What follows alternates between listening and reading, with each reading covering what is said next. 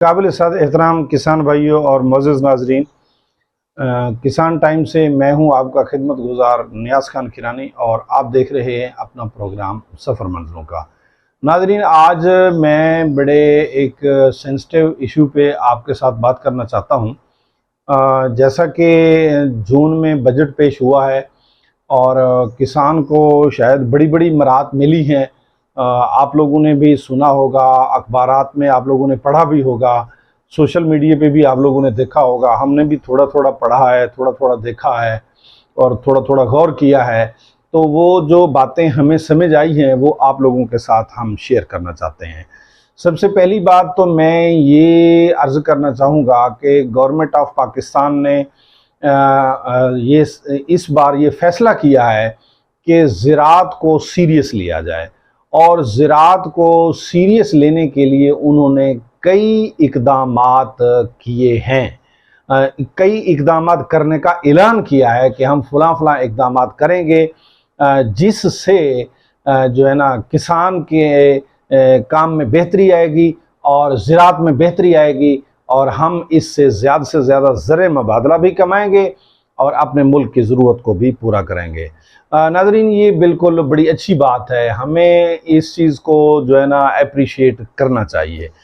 लेकिन यहाँ आज सिर्फ मैं चंद सवाल आप लोगों के सामने छोड़ूंगा और इसके जवाब मैंने भी ढूंढने हैं, आप लोगों ने भी ढूंढने हैं, मुख्तदर हलकों तक पहुंचाकर इस बात को उनसे भी इन सवालों के जवाबात लेने हैं।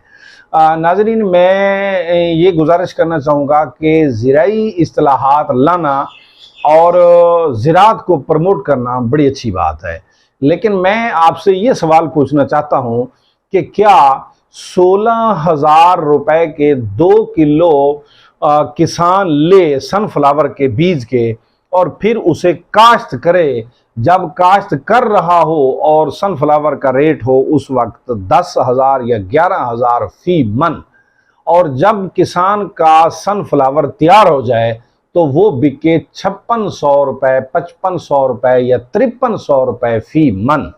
तो मैं यहाँ पर एक क्वेश्चन पुट करना चाहता हूँ, क्या ज़राई इस्तिलाहात इसी तरह की होंगी?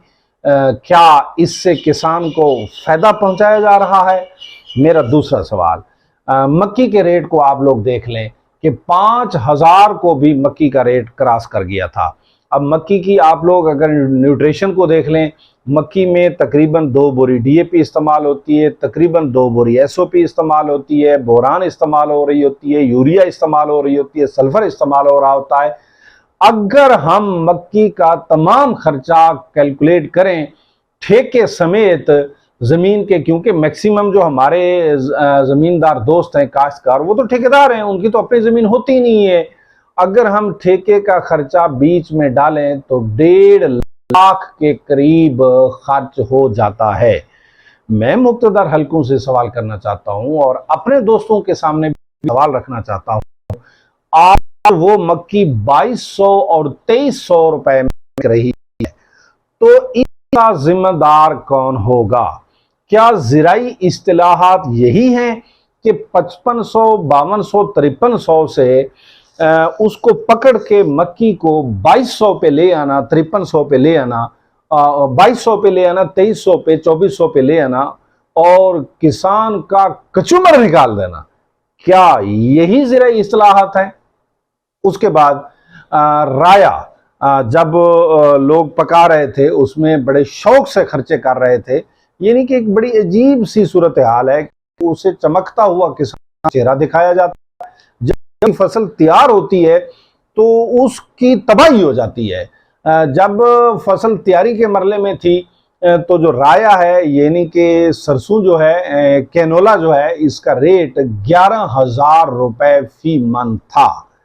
अब फिर राया तैयार हो गया और फिर राया मार्केट में आ गया। जब राया मार्केट में आ गया, आज भी आपका राया 6300, 6400 पे लित्र खा रहा है, लेने वाला कोई नहीं है, राय का पूछता कोई नहीं है।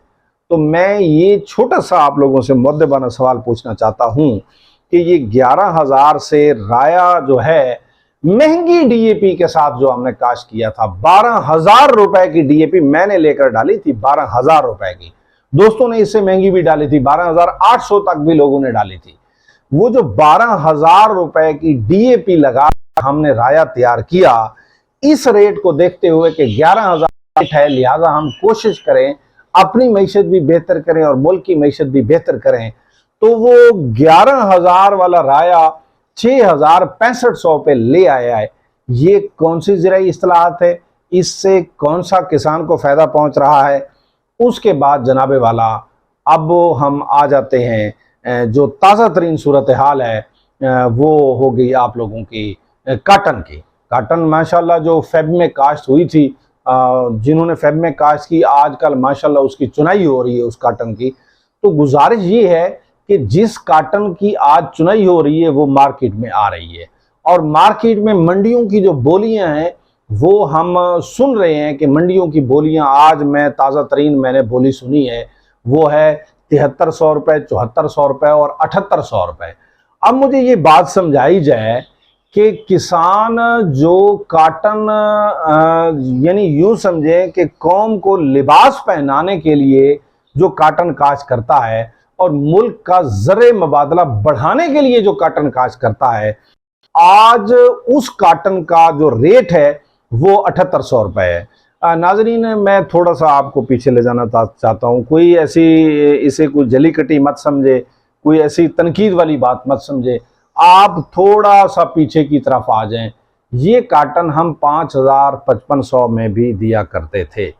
उस वक्त जब हम काटन 5,5500 में सेल करते थे तो उस वक्त हम डीजल लेते थे 70 रुपये 60 रुपये लीटर। ठीक है जी, अब वो डीजल हमारा हो गया है 260 से ऊपर चला गया है। जो 260 से ऊपर डीजल चला गया है, यानी अगर उसको वो उस वक्त 80 ही तस्वर कर लें तो 8 3 24 3 से भी ज्यादा हो गया है। आप सिर्फ डीजल सामने रख ले, आप खाद को सामने रख लो। जब हम 5,000 रुपए मन काटन बेचते थे तो उस वक्त डीएपी की बोरी में मिलती थी 3,300 की, 3,500 की, हद ब्लैक होती थी तो 3,800 की मिलती थी, और हम 5,000 में काटन बेचते थे। आज हमारी काटन जो है ना वो 7,800 में बिक रही है, और डीएपी हम ले रहे हैं 10,000 के ऊपर। और आज हमारी काटन वही जो है ना 5,5500 से उठ के, यानी डबल भी नहीं हुई, थोड़ा सा उसका 25% उसका रेट बढ़ा है, यूं समझे। तो उसका जो है ना जो आप लोगों के उसका रेट्स हैं, डीजल का रेट्स है, वो 3 गुना से भी ज्यादा बढ़ गया है। चाहिए ये था जिस रफ्तार से डीजल का रेट बढ़ा है उस रफ्तार से अगर काटन का रेट बढ़ता तो आज काटन का रेट 15,000 से ऊपर होना था, और 15,000 से ऊपर होगा तो मैशत चलेगी। आप बेशक पीस के देख लो, आप इसी तरह पहले भी बड़े तजर्बे किए हैं, 70-75 सालों से तजर्बात ही होते आ रहे हैं, मजीद भी तजर्बात कर लें।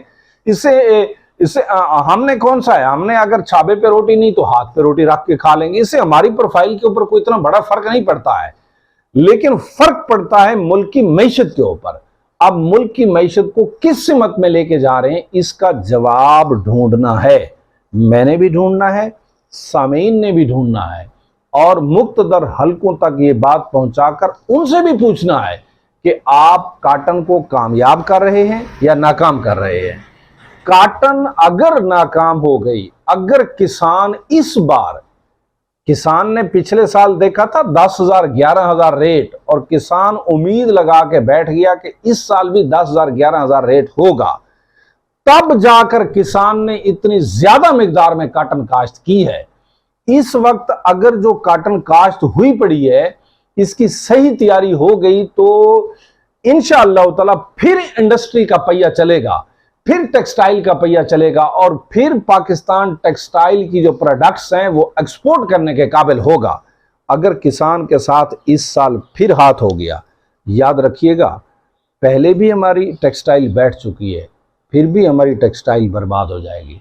लिहाजा मेहरबानी करें, अपने एक्सपोर्ट को बेहतर करें, और इस सवाल का भी जवाब ढूंढें कि 11,000 या 12,000 या 13,000 से काटन का रेट 7,800 पे क्यों आया। इसका जवाब किसने देना है? क्या ये भी ज़राई इस्तिलाहात में शामिल है? नाज़रीन, सवाल बहुत सारे हैं, मैंने 3-4 सवाल छोड़े हैं कि सनफ्लावर का रेट पीछे आया, इसका जिम्मेदार कौन है? राया का रेट पीछे आया, इसका जिम्मेदार कौन है? मक्की का रेट पीछे आया, इसका जिम्मेदार कौन है? और कॉटन का रेट पीछे आया, इसका जिम्मेदार कौन है?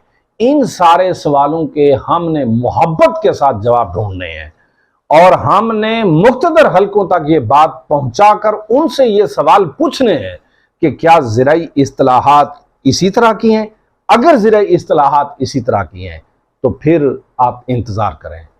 आपके साथ होता क्या है, मुल्क किस जानिब जाता है, ये मुझे भी सोचना पड़ेगा, हम सबको भी सोचना पड़ेगा, मुख्तदर हलकों को भी सोचना पड़ेगा कि अगर हमने ये रविश ना बदली ना तो हमारी ज़राअत तबाह हो जाएगी। और याद रखिएगा, पाकिस्तान की 70% से ज़्यादा आबादी का बिलवास्ता या बिला वास्ता इन्हिसार ज़राअत के ऊपर है। लिहाजा मेरी मुख्तदर हलकों से ये गुजारिश है, मेहरबानी करें, इन सवालों के ऊपर गौर करें और किसान के नुकसान का मदावा करें। अभी तो आज हमने प्रोडक्ट्स की महंगाई की बात नहीं की है जो किसान इस्तेमाल कर रहा है। जिस दिन प्रोडक्ट्स की महंगाई की बात करेंगे आंखें खुल जाएंगी। प्रोडक्ट्स इस कदर महंगी हैं जो किसान इस्तेमाल कर रहा है, 4 गुना उनकी कीमतें बढ़ चुकी हैं। लिहाजा मेहरबानी करें, होश के नाखून लें। होश के नाखून लेते हुए इन अजनास के रेट को कंट्रोल करना हुकूमत की ऐन जिम्मेदारी है। अगर हुकूमत इन अजनास के रेट को कंट्रोल करेगी, और बड़ी खुशी की बात है कि इस बार नया सरमायाकार आ रहा है, नए लोग जो इमारतों में पैसे लगाया करते थे, जो महल बनाने में पैसे लगाया करते थे, वो ज़राअत में पैसे लगा रहे हैं। अगर उन लोगों के जज्बात मजरूह हो गए ना, जो नए ज़राअत में आ रहे हैं और ज़राअत के ऊपर पैसा लगाना चाहते हैं, तो याद रखिएगा हम बहुत पीछे चले जाएंगे। नाज़रीन, मेरे इन सवालात की तरफ देखेंगे, इनके जवाबात मेरे साथ मिलकर ढूंढने की कोशिश करेंगे कि इनका जिम्मेदार कौन है। हाजिर होंगे इंशाअल्लाह ताला नेक्स्ट आइडिया, नेक्स्ट दर्द दिल और नेक्स्ट वीडियो के साथ। तब तक के लिए मुझे और मेरी टीम को दीजिए इजाज़त। अस्सलामु अलैकुम।